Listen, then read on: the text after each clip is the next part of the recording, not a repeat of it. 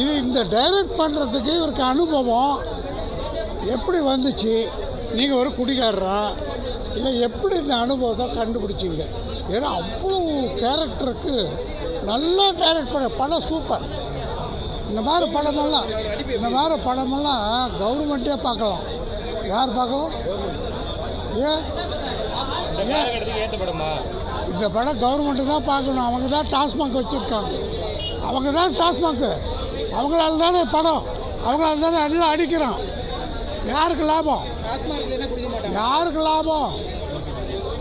கவர்மெண்ட்டுக்கு லாபம். ஏன் குடிக்க வைக்கிறாங்க?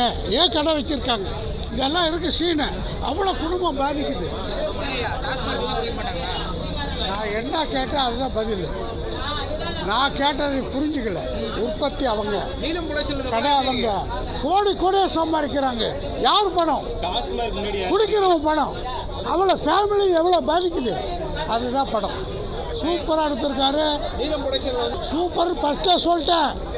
ஆனால் அதை கவர்மெண்ட்டு பார்க்கணும், குடிகாரங்க பார்க்கறத விட அருமையாக பண்ணியிருக்காரு. முதல்ல குடிச்சிடுவா வேணவா சொல்லுங்க, குடிக்கவா வேணவா? ஆ நீ என்னையா சொல்கிறது? என் காசு நான் குடிப்பேன், பார்த்தியா? நான் குடிப்பேன். படம் வந்து உண்மையிலே சூப்பராக இருக்குது. நீ இன்னைக்கு நேற்று கதை பேசுகிற.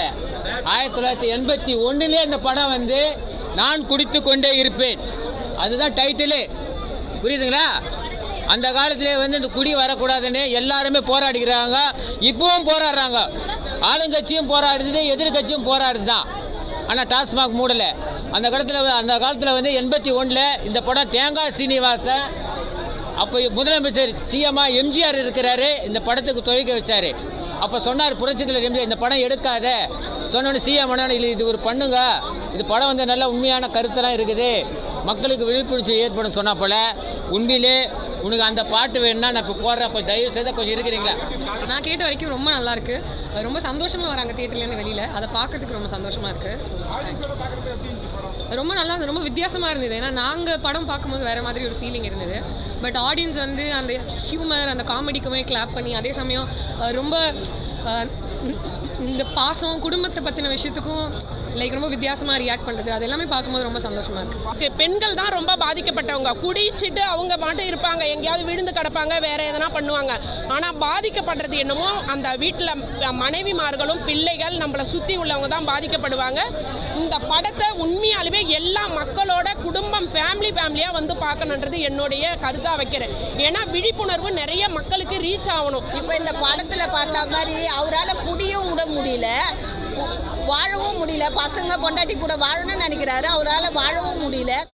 பார்க்குறாரு, எதுவுமே முடியல. உண்மையிலே அந்த தொங்கும் போது அந்த கயிறு அத்தணும் உண்மையிலே ரொம்ப கஷ்டமாக இருந்தது. இதுதான் இந்த ஒரு குடிநோயாளி அந்த குடினால பாதிக்கப்படுறது. இதுதான் கண்டிப்பாக குடியை விட்டுருவாங்க. அடுத்த வர எல்லாருக்குமே இது உதவியாக இருக்கும். இந்த படம் எல்லாருக்கும் போய் சேரணும். அதாவது குருவுக்கு சிசியம் மிஞ்சி குருன்னு சொல்லுவாங்க. ஆனால் ரஞ்சித் டைரக்டில் காலா படத்தில் அசிஸ்டன்ட் டைரக்டராக ஒர்க் பண்ணார். அவர் தான் படம் எடுத்துக்கிறாரு. உண்மையிலே தத்ரூபமாக இருக்குது படம். வந்து ஒரு குடிகாரன் எப்படி இருப்பான்னு, குடிகாரன் குடித்தா பெட்டில் இருப்பான்னு பார்த்தா காவா ஓரத்தில் இருக்காப்புல. அது உண்மை தான். டாஸ்மாக் கடையிலே குடியோன்னு கிடக்குறான். பாட்டில் ராதா சூப்பராக இருந்தது படம். இமோஷ்னலாக இருந்தது கடைசியில். கண்டிப்பாக பார்க்க வேண்டிய படம். என்னை சுற்றி எக்ஸ்பீரியன்ஸ் பண்ணியிருக்கேன். நிறைய பேர் இருக்காங்க அடிக்ட் ஆகி ட்ரிங்க்ஸ்க்கு அண்ட் இந்த மாதிரி சென்டரில் போய் சேர்ந்து கஷ்டப்பட்டு சில பேர் திறந்துருக்காங்க, சில பேர் இல்லை. ஸோ இதெல்லாம் ஒரு lesson for each of us. எல்லாருமே பார்க்கணும் அந்த படம். கண்டிப்பாக ஃபேமிலியாக வந்து பார்க்கலாம். குடியால் பாதிக்கப்பட்டவங்க எப்படி மறுவாழ்வு பெற்று திருப்பி வராங்க. ஸோ அதை வந்து ரொம்ப யதார்த்தமாக சொல்லியிருக்காங்க. ஜஸ்ட் போகிற போக்கில் சொல்லாமல் ரொம்ப யதார்த்தமாக சொல்லியிருக்காங்க. நல்லா இருக்குது படம். அவர் குருவனாவை பற்றி சொல்லவே தேவையில்ல. ஸோ அவரோட ஆக்டிங் பற்றி தெரியும். பிரிஸ்டார் அவர் மனுஷன் தனியாக ஷோவை ஹேண்டில் பண்ணிட்டு. அவரோட ஆக்டிங் தாண்டி சஞ்சனா மேம் ஆக்டிங் வேறு லெவலில் இருக்குது. அதோட அவங்க குழந்தைகளாக நடிச்சிருக்காங்க, குட்டி பசங்க, அவங்க செம சூப்பராக பண்ணியிருக்காங்க. அதை தான் நம்ம ஜமா படத்தில் நடித்தேன்னா அவங்களும் பண்ணியிருக்காங்க. எல்லாமே செம்மையாக ஆக்ட் பண்ணியிருக்காங்க. இதில் நிறைய டெபியூட்டன்ட்டும் இன்க்ளூட் ஆகிருக்காங்க. நிறைய பேர் புதுமுகங்களும் வந்திருக்காங்க. அவங்களும் சூப்பராக பண்ணியிருக்காங்க. வாழ்த்து. செம்மையாக இருக்குது. கரெக்டாக சுச்சுவேஷன் அப்போது பாட்டு ஃபிக்ஸ் பண்ணியிருக்காங்க. ரொம்ப நல்லா இருக்குது. சியான் ரோல்டன் சாரோட பாட்டு எல்லாமே நல்லா இருக்குது. இல்லை இது வந்து ரொம்ப ப்ரீச்சிங்காக இருக்காது படம்.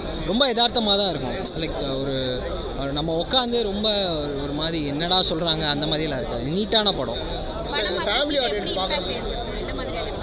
அதான் கண்டிப்பாக இப்போது எல்லாரோட மைக்லேயும் சொன்னது தான். ஆக்சுவலாக என்னென்னா படம் முடிச்சு வெளியே வரும்போது ஒரு அம்மா வந்து அவங்க சேலையால் கண்ணை தொடச்சிட்டு வந்தாங்க. அது என்ன ரீசன் அப்படின்னா சஞ்சனா மேம் கடைசியாக அவங்க கிளைமேக்ஸில் பேசுவாங்க. ஸோ அது ரொம்ப கனெக்ஷனாக இருக்குது. அண்டு இந்த விஷயம் வந்து ஜென்ஸை விட லேடிஸ்க்கு ரொம்ப கனெக்டடாக இந்த படம்.